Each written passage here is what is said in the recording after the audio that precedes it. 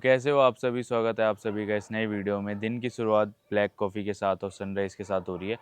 तो वैसे मैं गलत बोल रहा हूँ, सॉरी। जो मेरी दिन की शुरुआत होती है वो हमेशा सुबह उठ के 1 लीटर पानी पीने के साथ होती है।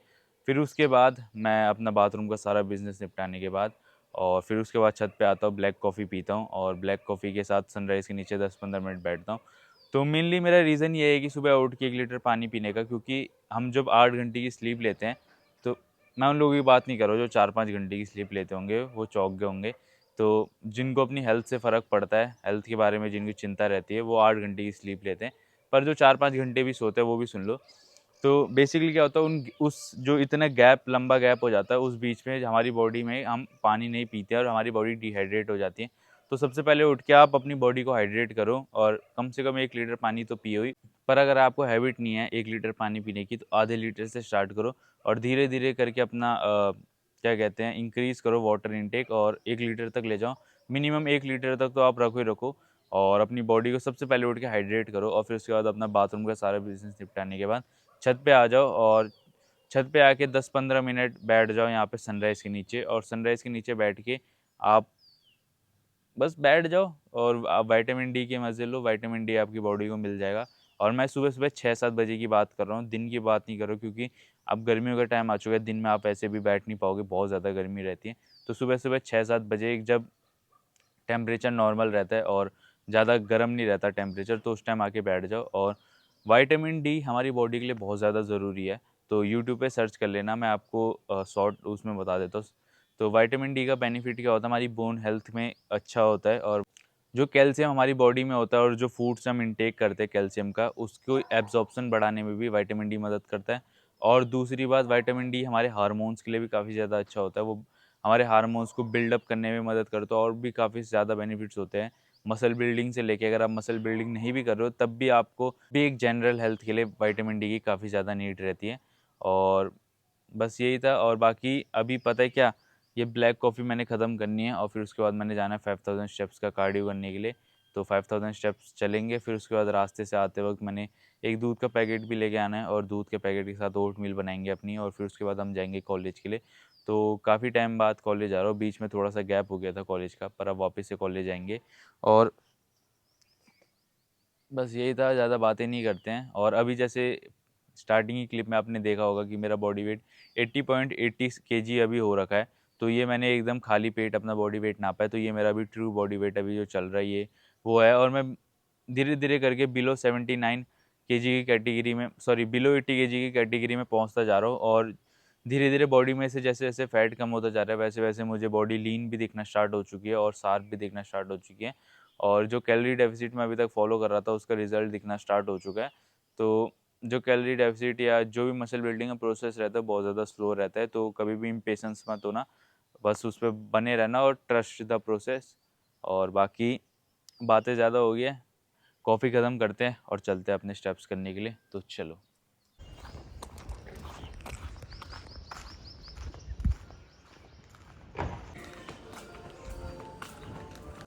तो ये है यहाँ पे मेरी ओटमील, ये रेडी कर चुका हूँ मैं और इसे अभी खाएंगे। और इसको खाने के बाद मैंने कॉलेज के लिए रेडी होना है और फिर निकलना है मैंने कॉलेज के लिए। तो अभी 9 बज रहे हैं, 1 घंटे बाद निकलूँगा कॉलेज के लिए मैं। तो पहले ओटमील ख़त्म करते हैं, फिर बाकी काम करते हैं। तो चलो। तो ओटमील मैं अभी अपनी फ़िनिश कर चुका हूँ और उसमें उसको खाने के बाद ये मैं कुछ टैबलेट्स कंज्यूम करता हूँ, जिसमें मैं बता देता हूँ क्या क्या है। ये मल्टीविटामिन की टैबलेट है और ये फिश ऑयल की, ये जो दो हैं ये फिश ऑयल की है, और सबसे छोटी वाली देख रहे हो ये विटामिन D3 की है, जो कि मैं वीडियो के स्टार्टिंग में कह ही रहा था, बहुत ज़्यादा इंपॉर्टेंट है हमारी बॉडी के लिए। तो विटामिन D3 भी आप कंज्यूम कर सकते हो। जिस दिन आप सनलाइट में नहीं बैठते हो तो उस दिन आप इसे ऐसे कंज्यूम कर सकते हो। तो इसे खाएंगे और फिर चलेंगे कॉलेज के लिए। तो चलो। तो कॉलेज के लिए हो चुका हूँ मैं रेडी और अब चलते हैं कॉलेज के लिए। तो चलो। तो मैं हो चुका कॉलेज के लिए रेडी और अभी अपनी निंजा कावासाकी निकालते हैं और चलते हैं कॉलेज के लिए। ये रही मेरी धन्नो निंजा कावासाकी। चलो फिर चलते हैं इसे लेके कॉलेज। तो चलो। तो अभी कॉलेज की क्लास ख़त्म हुई है और मैं अभी मार्केट जा रहा हूँ। फिर मार्केट से मैंने कुछ सामान लेना है, तो चिकन और भी थोड़ा है ग्रोसरी का सामान, वो भी लेंगे और फिर घर चलेंगे। घर जाके अपनी मील खाएंगे। तो चलते हैं। सामान लेके आते हैं और मील खाते हैं घर चल के। तो ये यहाँ पे मेरी प्री वर्कआउट मील है। इसमें है 340 ग्राम बॉइल्ड पोटैटो और इसमें 6 एग वाइट्स और 1 होल एग। और पता है क्या, प्री वर्कआउट मील हमेशा अपनी अच्छी रखा करो, जिसमें कोशिश करा करो कि उस मील में तीनों चीज़ हो, फैट्स भी हो, थोड़ा सा फैट्स हो, कार्ब्स ज़्यादा क्वांटिटी में हो और थोड़ा प्रोटीन हो। तो मैं आपको सीधा सीधा बता देता हूँ, कार्ब सबसे टॉप पे, मतलब कार्ब सबसे ज़्यादा होने चाहिए क्वांटिटी की वाइज। प्रोटीन कम होना चाहिए, कार्ब से कम थोड़ा, और फैट कार्ब्स और प्रोटीन दोनों से कम होना चाहिए। तो ये तीनों चीज़ मतलब होनी चाहिए, तीनों मैक्रोज होने चाहिए, तो ये कंप्लीट मील हो जाती है। और क्वांटिटी आप अपने हिसाब से जितना आपको सही लगता है उतना डिसाइड कर लिया अपने गोल के हिसाब से, और जितना आपका बॉडी वेट और जो आपका गोल है उस हिसाब से अपनी प्री वर्कआउट मील की क्वांटिटी आप खुद डिसाइड कर सकते हो। और बाकी कई लोग प्री वर्कआउट सप्लीमेंट के बारे में पूछते हैं, तो मैं सच बताऊँ, अगर आपका बजट अलाउ करता है तो ले लो, कोई दिक्कत वाली बात नहीं है। पर अगर आप एक टाइट बजट पे हो तो मैं आपको यही सजेस्ट करूँगा कि अपनी प्री वर्कआउट मील जितनी अच्छी कर सकते हो उस पर फोकस करो, और मत पड़ो इन प्री वर्कआउट सप्लीमेंट के चक्करों में। तो अपनी प्री वर्कआउट मील अच्छी करो। पर अगर आपका बजट अलाउ करता है तो तब तो कोई इशू ही नहीं है, तब ये सवाल आ ही क्यों रहा है, तब तो बिल्कुल लो।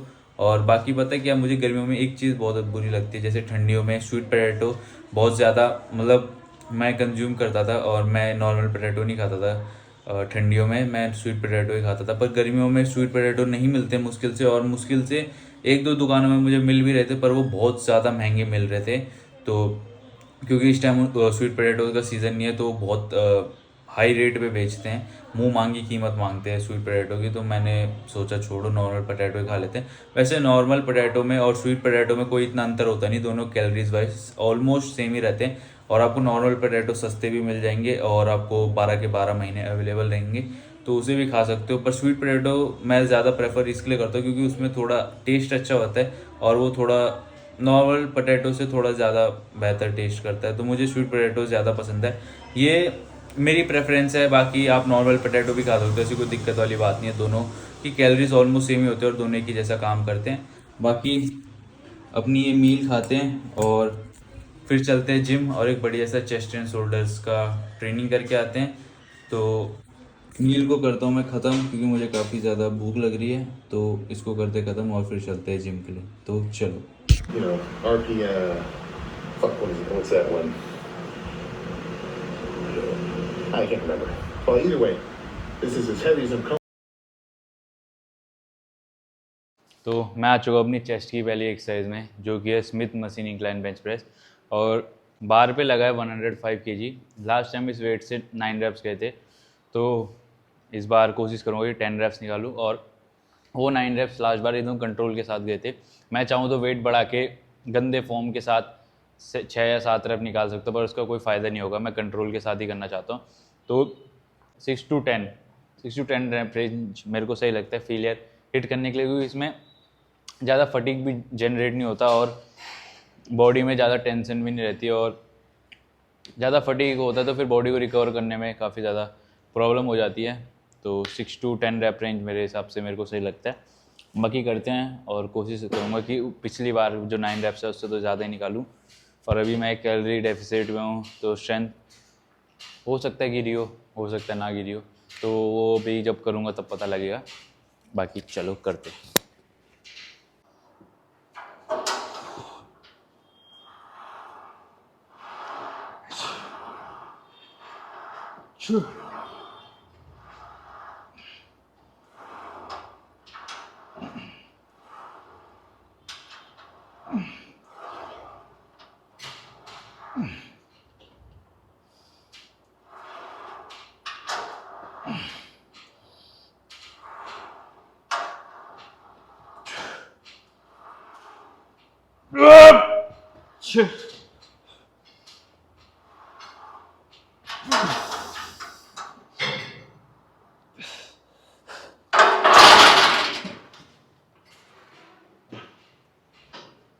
टेन रेप्स निकाले तो एक रैप ज़्यादा ही निकला, तो मतलब स्ट्रेंथ जा नहीं रही है, बढ़ रही है कैलोरी डेफिसिट में भी, तो ये अच्छी बात है। बाकी अब थोड़ा वेट ड्रॉप करते हैं और फिर थोड़ा और कंट्रोल के साथ करते हैं।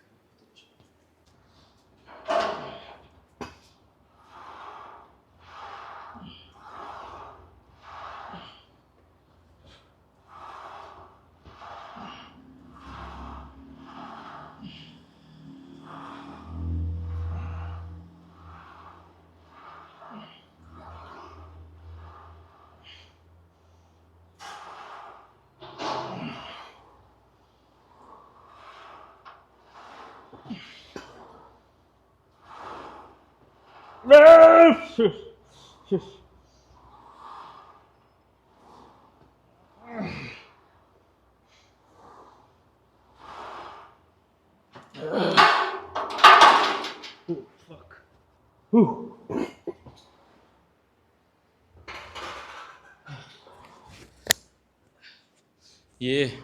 95 kg था और लास्ट टाइम मैंने 90 kg से 12 रेप्स निकाले थे, तो इस बार मैंने 11 रेप्स निकाले 95 kg से। 5 kg का वेट इंक्रीज़ है और 11 रेप्स भी अच्छा है, तो मतलब स्ट्रेंथ तो बढ़ रही है, बल्कि कैलोरी डेफिसिट में कम नहीं हो रही, तो ये अच्छी बात है, एक अच्छा साइन है। पता है कैलोरी डेफिसिट में जितना मसल बचा सको और जितनी स्ट्रेंथ बचा सको उतना ज़्यादा अच्छा रहता है। तो कैलोरी डेफिसिट एक सही डायरेक्शन में चल रही है, तो अच्छी बात है। तो कई लोगों के मन में सवाल रहता है कि स्मिथ मशीन ज़्यादा बेटर रहती है कि फ्री वेट ज़्यादा बेटर रहती है। जो नॉर्मल वाली बारबल से फ्री वेट में करते हैं बेंच प्रेस, वो ज़्यादा बेटर रहती है स्मिथ मशीन। मैं सच बताऊँ, दोनों में कुछ खास अंतर होता नहीं है, दोनों ऑलमोस्ट सेम रहती है। और मेन मैटर क्या करता है कि आप अपना हर सेट को फेलियर तक ले जा रहे हो, और उस पर चाहे वो फ्री वेट हो चाहे स्मिथ मशीन हो, आप उस पर अपना इंटेंसिटी अपना 100% दे रहे हो, और फेलियर आप अपने हर सेट को टच कर रहे हो, तो वो मैटर करता है। और बाकी स्मिथ मशीन में आप ये कह सकते हो कि एडवांटेज होता है कि आपको आपके स्टेबलाइजर्स उतना काम नहीं करते, आपको वेट को स्टेबल करने की ज़रूरत नहीं पड़ती जो फ्री वेट में करने की पड़ती है। और उस पर आप बस आपका पूरा फोकस लोड को ऊपर प्रेस करने में वो क्या कहते रहता है, और कंट्रोल के साथ नीचे लाने में रहता है। तो मतलब स्टेबलाइजर आपको वेट को स्टेबल करने की ज़रूरत नहीं पड़ती है, स्मिथ मशीन में ये एक एडवांटेज होता है। बाकी फ्री वेट के भी अपने होते हैं फ़ायदे, और मैं सच बताऊँ तो मेरे स्टेबलाइज़र इतने अच्छे हैं कि मैं फ्री वेट में भी अगर 100 किलो की इंक्लाइन बेंच प्रेस मारूँ तो उसमें भी मैं आराम से कंट्रोल के साथ कर सकता हूँ, तो उसमें ऐसी कोई दिक्कत नहीं होती है। मैं फ्री वेट में भी कर सकता हूँ, मेरे को ऐसी कोई दिक्कत नहीं है। पर मेरा स्मिथ मशीन में करने का ये रीज़न है कि मैं ये नहीं कह रहा हूँ कि स्मिथ मशीन बेटर है, फ्री वेट बेटर है, दोनों अपनी जगह पे सही है, कोई एक्सरसाइज बेटर नहीं होती है। सब ये कह सकते हो उससे बेटर होगी जो फ्री वेट वाली होगी वो अपने उसमें बेटर होगी, और जो स्मिथ मशीन होगी वो अपने उसमें बेटर होगी। दोनों के अपने अपने एडवांटेजेस है, पर कोई एक दूसरे से ये नहीं कह सकते कि सुपीरियर है। बेटर हो सकते हैं पर सुपीरियर कोई नहीं होती कोई एक्सरसाइज। बाकी मैं अकेला ट्रेन करता हूँ, तो इस वजह से स्मिथ मशीन मुझे ज़्यादा बेटर लगती है, तो इसके लिए मैं स्मिथ मशीन में ट्रेन करता हूँ। अगर मेरे साथ कोई पार्टनर होता है या कोई वेट रीरैक करवाने में या सब स्पॉट देने में होता, तो क्योंकि स्मिथ मशीन में ये फ़ायदा रहता है कि जब आप वेट को लिफ्ट नहीं कर पाते तो आप उसको वापस रीरैक कर सकते हो, तो उस पर सेफ्टी रहती है। पर फ्री वेट में उतनी सेफ्टी नहीं रहती है अनलेस आप एक स्पॉटर का यूज़ कर रहे हो, तो इसके लिए फ्री वेट में थोड़ा ये रिस्क भी रहता है। बाकी दोनों करो, ऐसे कोई दोनों में अंतर नहीं है। बाकी आई होप आप लोगों के डाउट क्लियर हुए होंगे, और अब मैं ज़्यादा बोलूँगा नहीं, अब एक मोन्टाज वीडियो चलेगी। तो 80 credit comes in 3, 2, 1, enjoy. I know you told your friend you're not okay, and tell me what's wrong and why you never said you felt that way. And guess you're trying to stay strong and fake a smile until I look away. But I've known you too long, it hurts to watch your blue eyes fade to gray as you fade away, as you fade away. Yeah, I'm about to fade away, cause every time I wake up I feel like it's Monday. Something's going wrong with all the chemicals up in my brain. All of a sudden I don't look at anything the same way. Gotta build up of my thoughts sitting in an ashtray. I'm sorry that I'm so inconvenient, okay. Just let me be me and I'll stay out of your way. I can see the way you look at me, I'm such a disgrace. I never really asked to be brought into this place. You wanna love me? Well then baby I have a taste. All the highs and the lows, no you'll never be the same. I don't really wanna hurt you but I can't control the pain. If you're sticking by my side maybe we could be okay. Okay, maybe you could be the change I need today. I promise that I've never felt this way. I really hope that you will choose to stay through all the pain. I know you told your friend you're not okay, and tell me what's wrong and why you never said you felt that way. And guess you're trying to stay strong and fake a smile until I look away. But I've known you too long, it hurts to watch your blue eyes fade to gray as you fade away.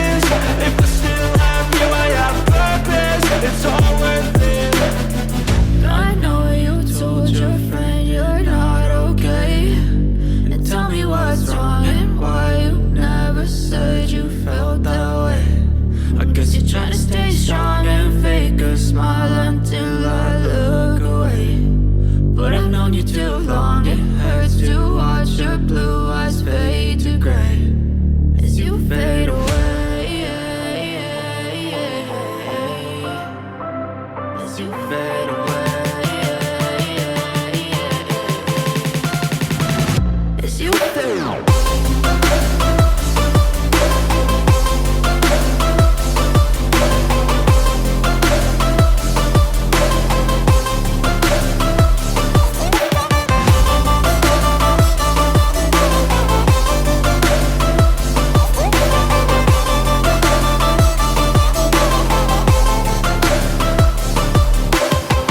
I know you told your friend you're not okay. And tell me what's wrong and why you never said you felt that way.